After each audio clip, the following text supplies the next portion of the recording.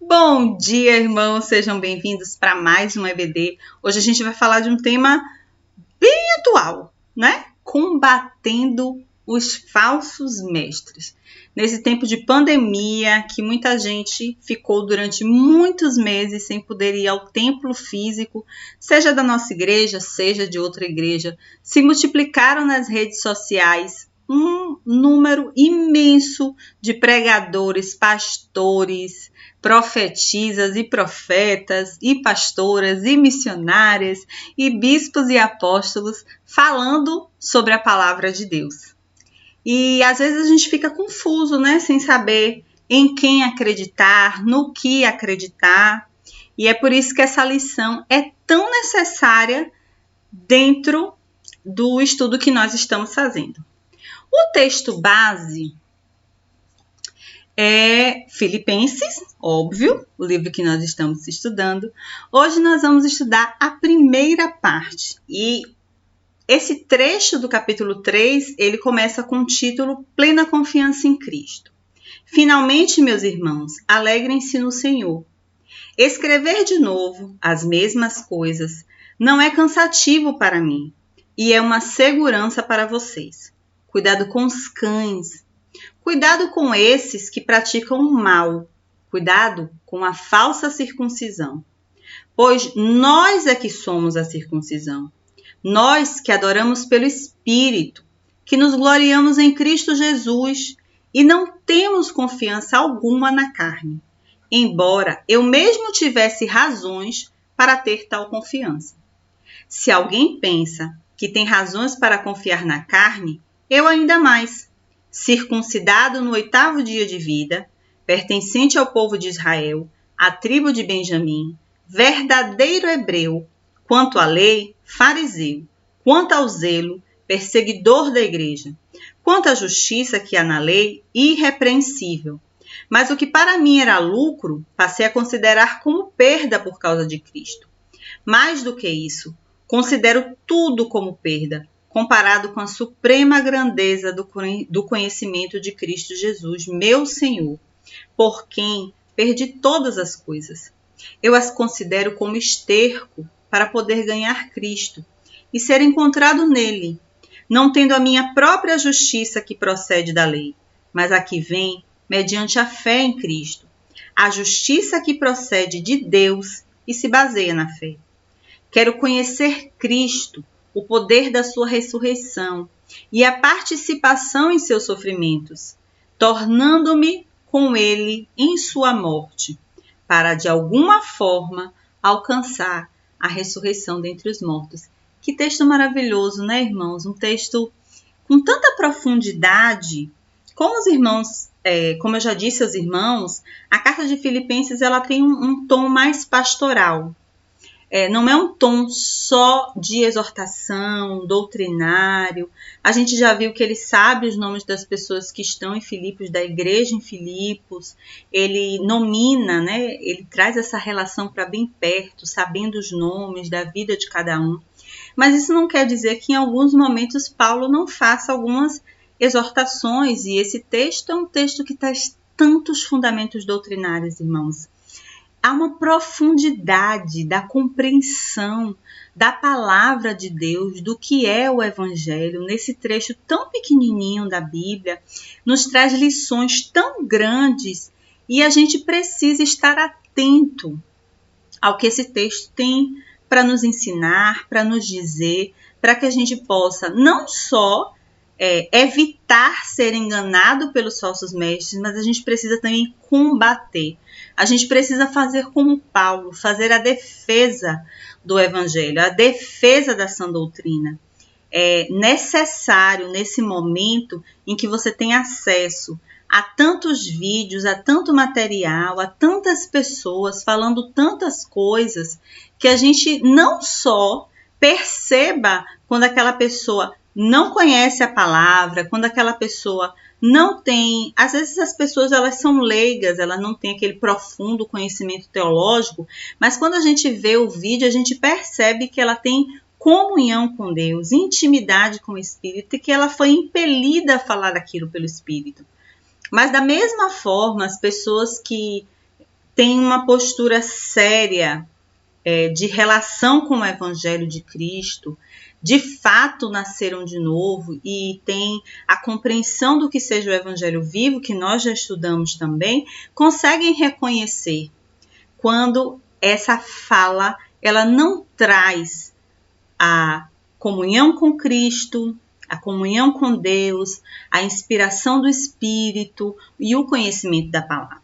Então, a gente precisa não só reconhecer quando isso acontece, mas nesse momento a gente precisa fazer a defesa da sã doutrina. Existem falsos profetas, sim.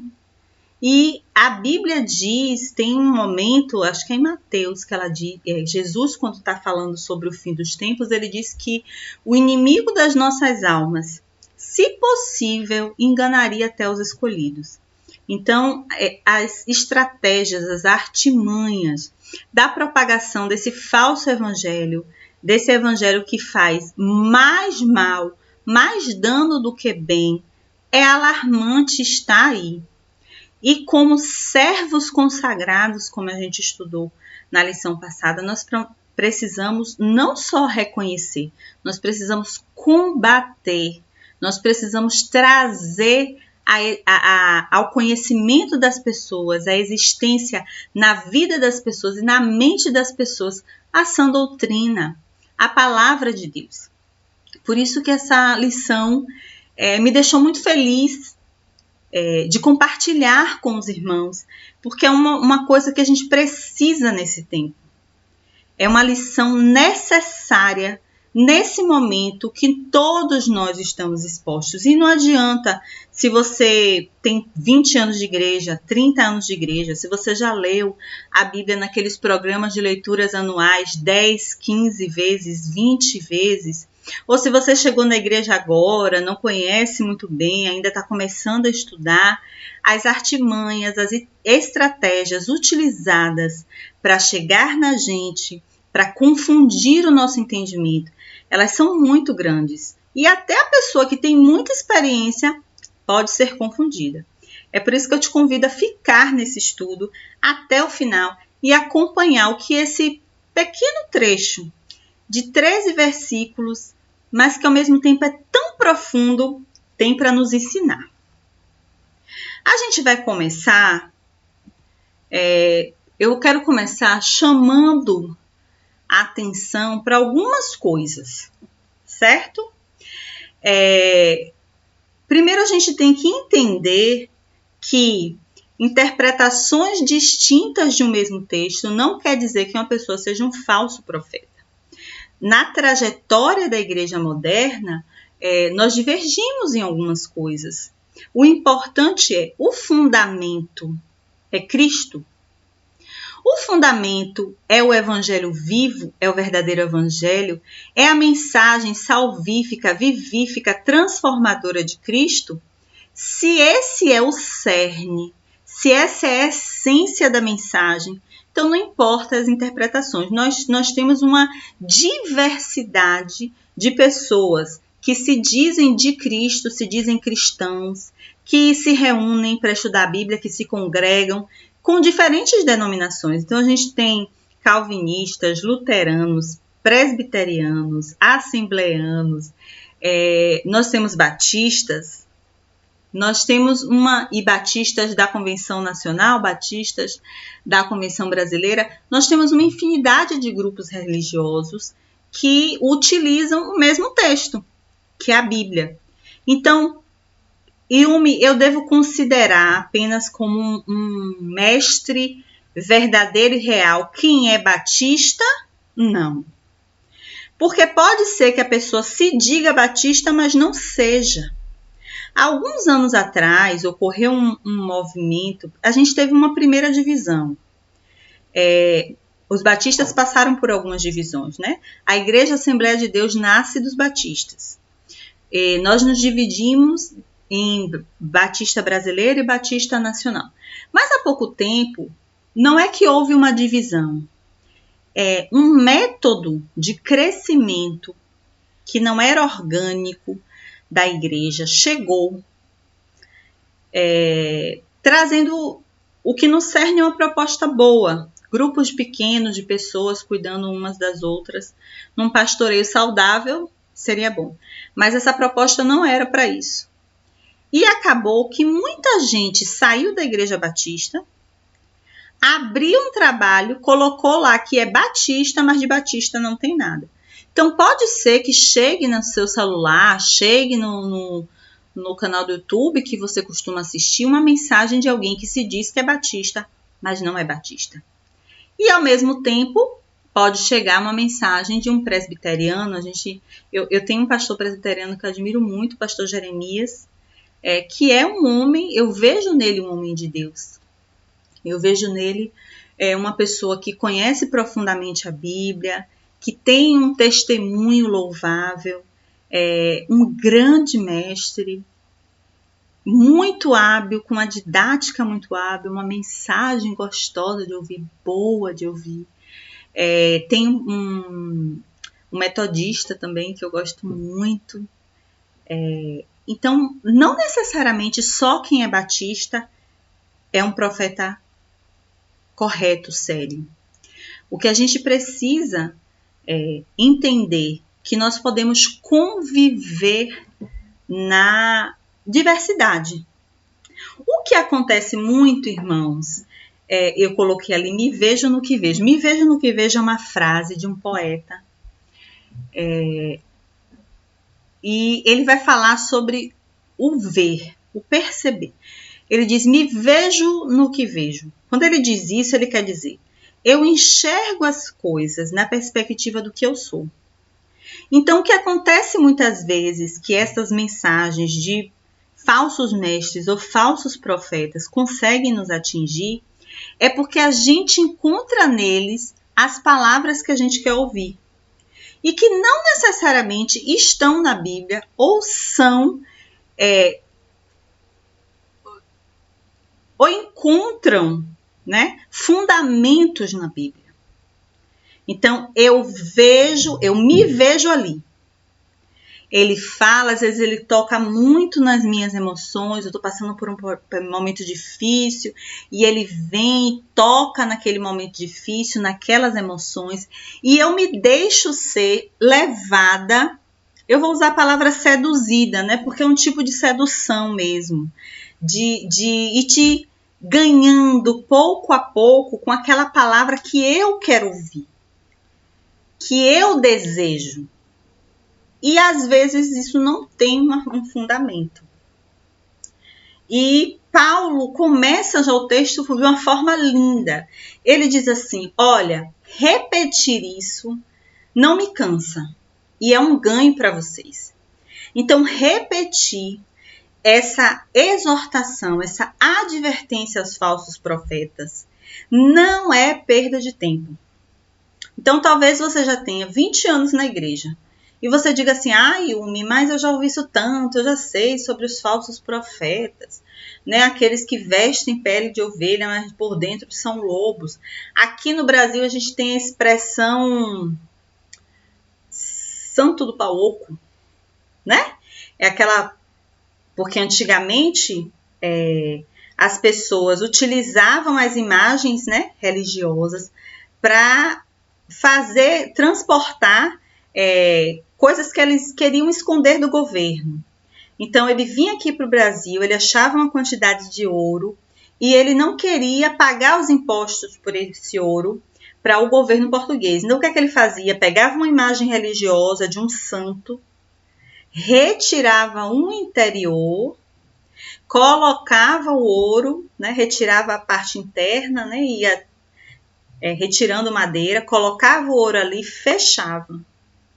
Então, é o santo do pau oco, é aquela madeira que tem um espaço dentro para esconder aquilo que eu não quero revelar.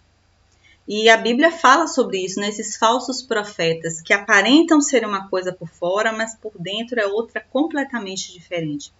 E eles nos ganham exatamente na nossa fragilidade.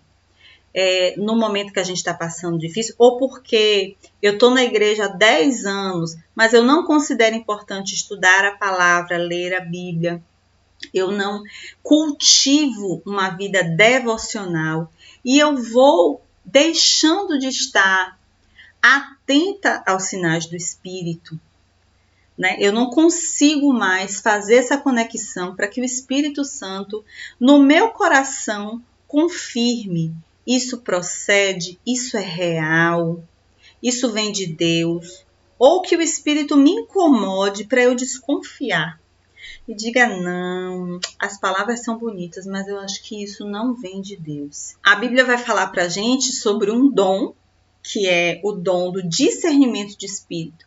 E lá no livro Nasce uma Igreja, a gente viu que tem dons que são permanentes, dons que são temporários. Então, o Espírito Santo pode te conceder, naquele momento, o dom para você discernir. Você dizer: eu acho que não. Eu acho que não é bem assim. Eu não estou sentindo que essa palavra vem de Deus. Então, é muito importante essa palavra de Paulo. De dizer: se eu precisar repetir essa exortação que eu vou fazer aqui agora, 500.000 vezes, eu faço feliz, eu faço contente, porque essa pregação não me aborrece em nada, não é cansativo para mim e é de muito ganho para a Igreja de Cristo. A gente sempre precisa estar atenta. E aí, como a gente sempre fala, né, há uma história, há um período histórico. Então, talvez você ache a palavra bem forte, porque ele diz assim, cuidado com os cães. Ele se refere aos falsos mestres como os cães. E a revista, ela traz um fundamento histórico para isso, né? A palavra cão, a palavra cães, era utilizada pelos judeus para designar os gentios, né? Aquelas pessoas que não eram judias. Então, ele diz assim, cuidado com os cães. Cuidado com essas pessoas que se apoiam no seu berço, no seu status, né? No seu rótulo religioso. Cuidado com essas pessoas. Cuidado com a pessoa que acha que tem uma credencial só porque ela pertence a um grupo religioso ou só porque já é a 5ª geração da família dela que é da igreja. Então, cuidado com os cães, cuidado com essa tradição. Porque às vezes você fazer uma coisa por tradição te afasta mais do que te aproxima de Deus. Então, cuidado. E Paulo depois vai explicar melhor nesse próprio texto. Ele diz assim, a revista usa o termo mutiladores, né? Cuidado com a falsa circuncisão. Porque a circuncisão somos nós. E ele fala mutiladores porque naquele tempo exigia-se a prática da circuncisão. Eu não sei se os irmãos lembram que inclusive há uma divergência, né, entre Paulo e Pedro por conta da circuncisão dos novos convertidos. Porque era uma prática, né? Todos os judeus, eles precisavam circuncidar-se. E houve uma discussão da igreja primitiva. Aquela pessoa que Paulo, a gente já viu, desde do livro passado, essa lição também, que ele é a pessoa que faz a ponte do evangelho do arraial para os confins da terra. Ele é a pessoa que vai, que sai e que leva o evangelho para o resto do mundo, até os confins da terra. Inclusive a cidade de Filipos, que é a primeira cidade da Europa que Paulo chega. Então, havia uma discussão. Se a pessoa é um grego e se converte, um homem grego, ele tem que circuncidar ou não? Se ele é um homem macedônio, se ele é um homem romano, se ele é um cidadão de Filipos, ele tem que se circuncidar ou não? E ele fala, olha, cuidado com os mutiladores. E na versão que nós lemos, cuidado com a falsa circuncisão. Uma coisa que aparece no corpo, que nós temos sempre batido na tecla algumas vezes. Nós temos essa mania de julgar pela aparência. Cuidado com aquela pessoa que você olha e na aparência, na forma de vestir, como é o seu cabelo, a gente diz assim, ai, é um excelente cristão. A gente, inclusive, em Pau da Lima, tem essa brincadeira, né? No dia de domingo, pela roupa, pela forma como carrega a Bíblia, saber de qual igreja foi que a pessoa saiu. Não, essa saiu da Igreja dos Batistas. Ah, essa saiu lá da Igreja Deus é Amor. Essa saiu da Igreja Assembleia de Deus. Essa saiu da Igreja do Meio, né? Que é aquela igreja que fica, não é nem Pau da Lima, não é nem então no final de linha de São Marcos. A gente vai falando isso por uma questão visual, por uma questão externa. Então, quando ele fala assim, cuidado com a falsa circuncisão, ele está falando sobre isso. Cuidado com as pessoas que aparentam ser cristãos, porque não necessariamente elas são. Cuidado com os maus obreiros. Cuidado com as pessoas que praticam o mal. Tem o discurso do bem, mas praticam o mal. A Bíblia vai dizer que a gente é conhecido pelos nossos frutos. É impossível uma pessoa estar alinhada ao Evangelho.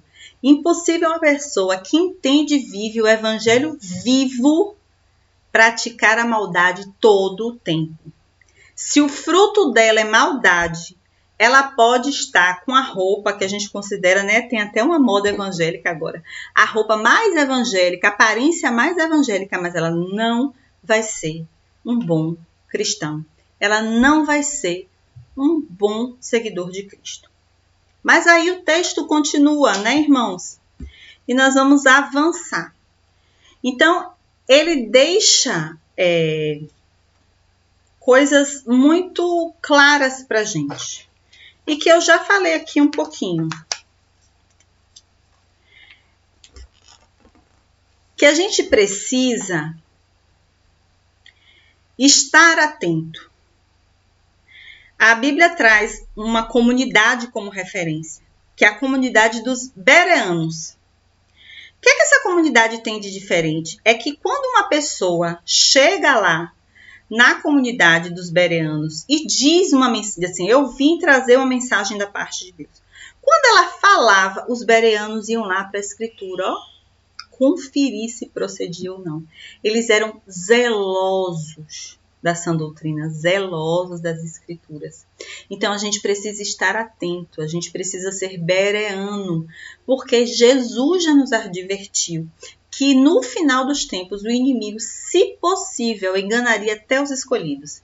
Enganaria nós, que conhecemos a Cristo, o Evangelho vivo, a sã doutrina. O que acontece que às vezes a gente cai nas artimanhas dos falsos mestres, dos falsos profetas?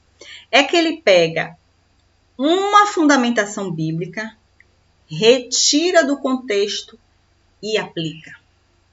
Então, quando você ouve ele falar, você diz, mas ele dá a referência da Bíblia, Yumi. Ele diz o texto onde ele foi buscar aquilo. Às vezes até para manter um status de poder, para manter um controle sobre o outro. Olha uma coisa que aconteceu. Sabe aquele movimento que eu falei e que fez com que muitas pessoas saíssem da Igreja Batista e botassem uma tecla? Ele dizia que existia uma coisa chamada maldição hereditária. Que se um pai tem um pecado, ele passa esse pecado para o filho. E como é que eles justificavam isso? O cego, quem lembra do cego? As pessoas perguntam, né? Que pecado ele cometeu? Ou os pais dele cometeram? Para que ele nascesse cego. Vocês lembram desse texto da Bíblia? Que conta a história desse cego e as pessoas fazem esse questionamento. Que pecado ele cometeu? Alguém deve ter dito assim, não, nenhum, porque ele já nasceu cego. Aí a pessoa diz assim, e os pais dele? Que pecado eles cometeram? A ideia da maldição hereditária, nesse movimento específico que aconteceu há pouquíssimo tempo, assim, talvez 10, 15 anos atrás, é que a pessoa que estava dirigindo, né, ela era a única pessoa capaz de quebrar essa maldição. E normalmente vinha uma oferta, né, para você conseguir quebrar essa maldição na sua vida. Lá no Antigo Testamento, em Jeremias, olha só, pegou um recorte, tá vendo? Uma pergunta que foi feita num contexto por judeus que tinham uma crença específica e no tempo de Cristo. Só que em Jeremias, tem um trecho de Jeremias que diz assim: nunca mais se dirá em Israel, os pais comeram uvas verdes e os filhos nasceram com dentes embotados. Quem é aqui do Nordeste sabe que algumas frutas dão nódoas, não é isso? Mancham. Se você deixar limão na sua pele e você sair ao sol, é bem possível que você tenha uma mancha. A gente sabe que coco dá nódoa, caju dá nódoa, não é assim? E quando a gente come algumas frutas, umbu, a gente diz que o dente fica, né, inginge, assim, tem uma sensação estranha na ponta dos dentes. E também pode manchar. Pode deixar a nódoa. Pode deixar o que o texto bíblico chama de embotados. Embotar, manchar. Então, o que é que ele está dizendo? Nunca mais se dirá a Israel: foram os pais que comeram a uva verde, mas foram os filhos que nasceram com dentes embotados. Ou seja, os pais cometeram um pecado e o filho traz a marca desse pecado. O que a gente vê na Bíblia são pecados que, por não serem corrigidos, acabam se naturalizando no comportamento das pessoas. Se a gente vê os primeiros personagens bíblicos, Abraão mentiu. Depois Isaac foi lá e mentiu. Então não é que houve uma maldição hereditária do pecado da mentira. É porque a criança nasceu com aquele exemplo e aquilo foi naturalizado como se fosse natural. Como se fosse comum, naturalizado como se fosse natural. Não ficou bom, né, gente? Mas como se fosse uma coisa normal, que acontece sempre. Então, isso é você ter uma fundamentação bíblica, retirar essa fundação bíblica, esse fundamento bíblico, né, do contexto para você ensinar uma falsa doutrina, uma falsa compreensão da Bíblia. Então, a gente precisa estar atento, porque essas artimanhas existem. Como é, Yumi, que eu posso estar atento, que eu posso não ser confundido por fundamentações bíblicas fora do contexto, se eu conheço a palavra? Se naquele dia alguém estivesse lá e conhecesse o livro de Jeremias, tinha dito essa pessoa, não pergunte o pecado dos pais desse cego, porque lá em Jeremias tem dito: os pais comeram uvas verdes e nunca mais se dirá em Israel. Os pais comeram uvas verdes e os filhos nasceram com os dentes embotados. A gente precisa conhecer. A gente precisa ser como os bereanos, conhecer a doutrina. Para quê? Para que no momento que uma falsa doutrina chegue, acenda a nossa antena e diga: isso está me parecendo errado. É uma coisa que nós tentamos fazer hoje com as crianças. A gente tenta criar as crianças respeitando o seu lugar de criança, para que quando alguém cometer uma violência contra ela, ela diga: não, isso não está certo. Eu nunca fui tratada assim, por que eu estou sendo tratada assim agora? Eu acho que tem alguma coisa errada acontecendo aqui. E ela consiga identificar a violência. A mesma coisa, a gente precisa conhecer o Evangelho, para quando alguma coisa estranha acontecer, a gente saber. Mas, Yumi, eu não sou crente há tanto tempo, eu ainda nem conseguia ler a Bíblia toda. Eu acho que eu só consegui ler os 4 evangelhos do Novo Testamento. Não é uma premissa você saber a Bíblia toda para você conseguir reconhecer uma falsa doutrina. Aquela pessoa que tem comunhão com o Espírito Santo, ela consegue. Eu sei que eu acho que às vezes eu sou repetitiva, né? Mas a gente fez uma lição nasce uma igreja chamada Espírito Santo Imprescindível, para falar sobre o papel do Espírito Santo na igreja. E é ele quem revela a verdade. É o Espírito Santo que nos sensibiliza. A Bíblia diz que o Espírito Santo nos convence do pecado, da justiça e do juízo. Então, é o Espírito Santo que vai nos revelando a verdade. E é Ele que pode colocar aí no seu coração, ó, não dê tanta importância a essa palavra, porque ela não provém do Senhor. Como é que eu combato? Eu já consigo identificar. Mas como é que eu posso combater? Eu posso combater fazendo o caminho contrário. E o que é o caminho contrário? É sempre entender o que é o Evangelho vivo. É voltar à centralidade da cruz. É muito importante, irmãos, a gente voltar ao simples. A gente vive numa era que a gente é tão superestimulado, né? Os filmes têm vários efeitos especiais, até os aplicativos que a gente utiliza, né? De joguinhos, ganhou o jogo, aparece um papel picado, ganhou aquela fase, aparece um papel picado.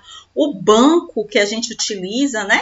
Tem um internet banking cheio de abas e vão nos proporcionando.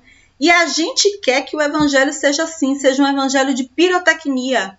Um evangelho que aconteça coisas assim que Hollywood não consegue replicar. Hollywood não consegue copiar. A gente fica atrás desse tipo de evangelho, esse evangelho atração. Quando o evangelho é simples.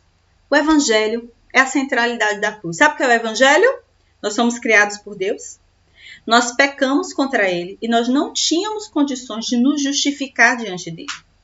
Ele, por nos amar muito, enviou o seu único filho para poder pagar os nossos pecados. E através de Cristo Jesus, nós podemos novamente nos relacionar com Deus. É isso o evangelho.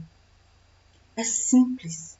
E a gente precisa voltar à centralidade da cruz de Cristo. A centralidade da obra salvífica, vivífica, libertadora. Se a gente tivesse a consciência do quanto isso é importante, a gente não tinha tanto problema, irmão. Porque a gente, às vezes, fica, desculpa a expressão, meu avô dizia, né? Procurando cabelo em cabeça de sapo. A gente fica procurando coisa onde não tem, a gente cria uma doutrina cheia de regras, cheia de isso, cheia daquilo.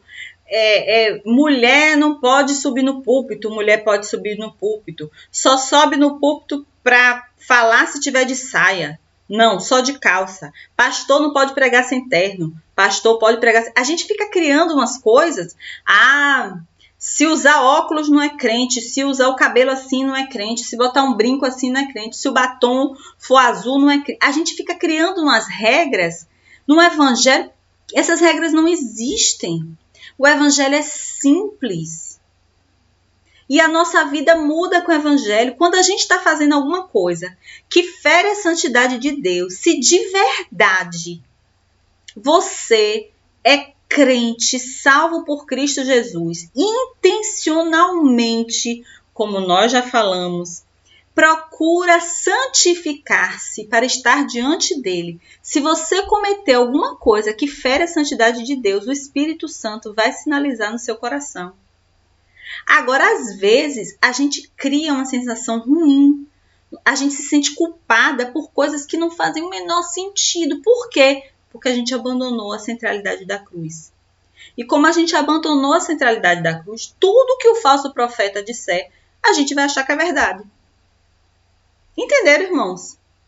Aí ele vai dizer assim, olha, se comer carne de porco não é crente. Aí tem um monte de gente que não estuda a palavra, não tem comunhão com Cristo, mas acha que se punir, se sofrer, chega mais perto da vida espiritual, mais perto da santidade, aí para de comer carne de porco e quer que o resto da humanidade pare de comer carne de porco, porque o missionário fulano falou isso, o apóstolo cicrano falou isso. Onde está a centralidade da cruz? Aí não existe. Precisamos voltar para a centralidade da cruz. E a gente só volta para a centralidade da cruz quando a gente compreende o que é essencial no Evangelho de Cristo. O essencial no Evangelho de Cristo é você ser justificado por Cristo. A partir desse momento e reconhecendo que você era pecador e foi justificado por Cristo, você iniciar um processo chamado santificação. E santificação Não é você trocar todas as suas roupas, abandonar os seus amigos. Santificação é intencionalmente corrigir as suas atitudes para se parecerem mais com o Evangelho de Cristo, menos com o lamaçal do pecado. Não é de um dia para o outro. É um processo. E mesmo aquela pessoa que já nasceu na igreja, como eu, que já tenho 38 anos, o Espírito Santo vai me revelar outra coisa que eu preciso corrigir. E não retirar os olhos da última parte do processo, a glorificação, que é estar na presença de Deus, completamente glorificado. É isso. Esse é o cerne do Evangelho. Quando a gente baseia a nossa vida nessas três partes de um mesmo processo, a gente entende a centralidade da cruz. Não existe vida com Cristo sem a centralidade da cruz, sem a justificação, sem se encontrar com Ele. Eu também combato o falso profeta, tendo segurança na minha base doutrinária. E é por isso que eu amo ser batista. Nós batistas não colocamos as pessoas dentro de uma caixinha quadrada de pensamento que é assim. Primeiro princípio batista é o princípio do livre-arbítrio e da liberdade. Do entendimento que no momento que o véu do templo se rasgou, a figura do santo sacerdote deixa de existir. Cada um é sacerdote. Eu sou responsável pela minha vida de oração, pelo meu estudo da palavra, por dar bom testemunho. Eu sou responsável por procurar o conhecimento na palavra de Deus e ter boa, firme, sana doutrina. Base doutrinária. A gente precisa ter essa segurança. O que acontece é que a gente perde tanto tempo procurando estudos para poder satisfazer as nossas necessidades, diminuir os nossos medos, que a gente passa a não ter base doutrinária. Se um espírita lhe disser, olha, eu tenho como lhe provar na Bíblia que o espiritismo está correto, porque tal personagem bíblico viu Elias, isso quer dizer que o espiritismo está correto. Você saberia responder? Você tem como combater essa tese? O que é isso? Base doutrinária. Quando a gente conhece a Bíblia, a gente consegue ter base doutrinária. E isso gera em nós uma consciência do que de fato é relevante. E é isso que Paulo vai falar no texto.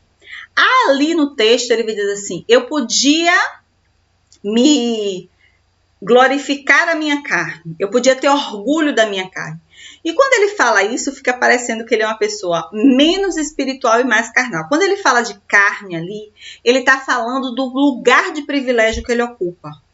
Observe o texto abaixo. Ele diz assim, se alguma pessoa aqui teria condições de vangloriar-se da sua carne, seria eu.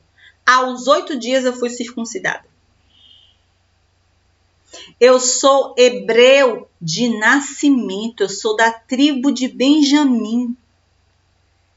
E na minha experiência religiosa, eu sou um fariseu, eu sou um guardador da lei, eu sou um zeloso da lei. No meu zelo, eu era tão zeloso da doutrina que eu perseguia os cristãos. E eu, como um bom fariseu, eu superava a lei. Lembra daquele texto que um fariseu disse que ele dá o dízimo até do grão de coentro?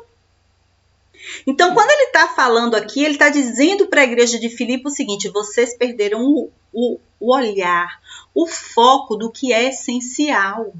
Vocês estão criando uma sensação, né, de estar num lugar muito confortável, de ser melhor do que os outros, pelo crescimento espiritual, pelo tempo de vocês na igreja. E isso vai retirar de vocês a capacidade de reconhecer o que é relevante, o que é essencial no Evangelho. Se tem alguém aqui que tem privilégios, que socialmente ocupa um lugar de privilégio, sou eu. Eu era tão importante que eu recebi uma carta branca para perseguir os cristãos. Porque eu sou um hebreu de nascimento. Eu não me converti ao judaísmo. Eu sou hebreu de nascimento. Eu sou da tribo de Benjamim. Eu cumpri a lei. Eu fui circuncidada aos 8 dias de nascido. Eu era zeloso. Eu sou faço parte do grupo dos fariseus.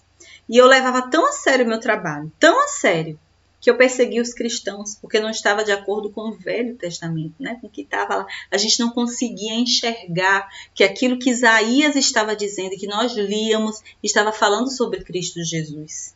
Então a gente precisa, irmãos, voltar à centralidade da cruz, compreender o cerne.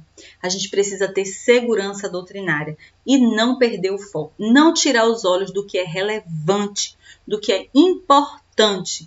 E Paulo vai dizer, importante é o evangelho. Ele vai dizer, ó, eu quero obedecer à lei de Cristo. Cristo é o motivo pelo qual eu perdi tudo. Sabe tudo isso que vocês acham importante? Ter um bom berço, nascer de bom berço, ocupar um espaço social privilegiado, eu considerei como esterco. É essa a palavra que ele usa, a expressão que ele usa é essa. Sabe tudo isso aí que vocês estão considerando que é importante, que é melhor na igreja de Filipos quem é judeu e que é pior ou inferior na igreja de Filipos quem seja macedônio, quem seja grego, quem seja romano? Eu peguei toda essa compreensão de mundo e considerei como esterco. Eu perdi tudo isso aí por Cristo e eu considero que eu estou no lucro. É isso que Paulo vai dizer. E como é que eu me preparo para esse combate? Paulo vai dizer, a gente precisa renunciar o passado. Eu vou, irmãos, ler para os irmãos agora o livro de Tito, capítulo 2. Tito 2 traz um resumo desse nosso último slide. Desse slide que a gente vai falar agora. Olha que interessante. Em 2 versículos apenas, ele resume como é que a gente se prepara para o combate. Ele diz assim, ó, nos ensina a renunciar à impiedade e às paixões mundanas. Ele disse, você precisa esquecer o passado, renunciar ao passado. Paulo diz assim, ó, deixando para trás, renunciando às coisas que ficaram lá no passado, eu sigo para o alvo. Tudo aquilo que eu vivi no passado, o lugar privilegiado onde eu nasci, os postos de poder, de autoridade que eu ocupei, renunciei tudo. Eu tenho outra visão de mundo agora. A gente precisa abandonar essas referências que nós temos do passado. A gente às vezes precisa abandonar, sabe o que, irmão? Culpas. A gente cometeu um pecado lá no passado e a gente vem carregando a culpa desse pecado, mesmo Cristo dizendo que ele já nos justificou. A gente precisa renunciar ao passado. E aí ele continua. E viver de maneira sensata, justa e piedosa nesta era presente. Esqueça o passado. Viver o presente é o quê? É o processo intencional de santificação. Que é o quê? Viver de forma sensata, justa e piedosa. Viver de forma sensata. Ser correto e ser piedoso. Saber que o lugar que eu ocupo, nesse momento da pandemia, eu ocupo um lugar muito confortável. Meu salário foi reduzido, mas não foi cortado. Eu consigo comprar comida, eu consigo pagar o meu aluguel, eu consigo comprar os remédios da minha mãe, mas não é a realidade de todas as pessoas. Então isso é viver de forma piedosa. É saber assim, a minha vida está confortável, mas a de todo mundo que está ao meu redor está confortável também? Viver de forma piedosa. E aí, é só isso? Não. É ter esperança no futuro. Versículo 13. Enquanto aguardamos a bendita esperança, a gloriosa manifestação de nosso grande Deus e Salvador, Cristo Jesus. Então, a gente precisa sempre estar atento aos falsos profetas. Temos que ser como bereanos, conhecer a palavra e ir lá na palavra, saber se o que a pessoa está dizendo vem da palavra ou não. Mesmo que ela lhe dê um monte de referências bíblicas, você tem que saber se aquilo que ela está dizendo está de acordo com o Evangelho de Cristo ou se ela pegou um trechinho da palavra e fez uma interpretação dela para beneficiar a ela mesma. E, sobretudo, a gente precisa voltar à simplicidade do Evangelho, à centralidade da cruz de Cristo. Eu espero que essa lição tenha sido tão edificante para vocês como foi para mim. E que nós possamos estar sempre atentos, combatendo os falsos mestres. Não acredite em tudo que chega no seu WhatsApp. Não acredite em todas as mensagens que chegam nas suas redes sociais, nos canais de vídeo que você tem acesso. Vamos ser bereanos, vamos ser sensatos, como Tito nos convoca-se. Vamos viver de maneira sensata, sábia, examinando o que as pessoas nos dizem, para que a gente não seja confundido pelo inimigo de nossas almas, como Cristo Jesus já nos advertiu. Que vocês tenham uma excelente semana. Espero vocês no próximo domingo, aqui na EBD.